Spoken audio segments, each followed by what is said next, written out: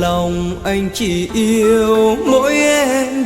Dẫu biết em đã vô tình theo ai về chốn xa xôi, bỏ anh nơi đây lẻ loi, cùng anh sao đêm thở nào ta cùng nhau hẹn ước cho muôn đời sau.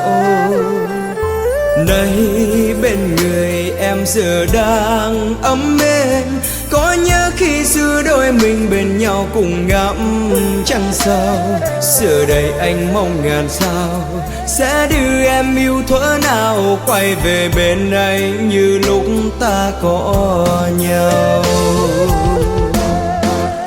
Dù anh đã biết ước muốn cũng chỉ là ước muốn thế thôi, có lẽ từ đây em sẽ đi không trở về.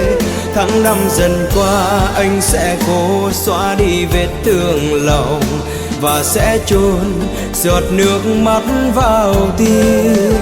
Và anh cầu chúc em sẽ mãi mãi và mãi mãi ấm êm, sẽ không buồn đau khi ở bên kia với người.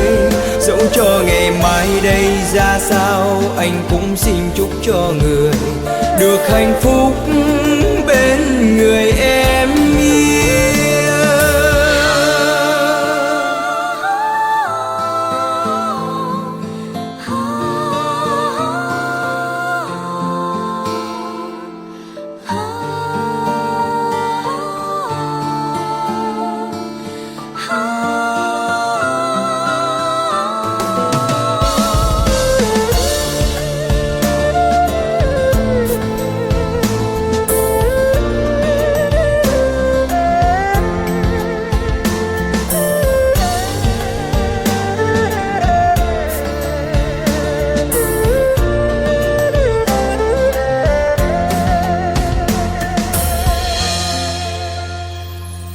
Nay bên người em giờ đang ấm êm, có nhớ khi xưa đôi mình bên nhau cùng ngắm trăng sao.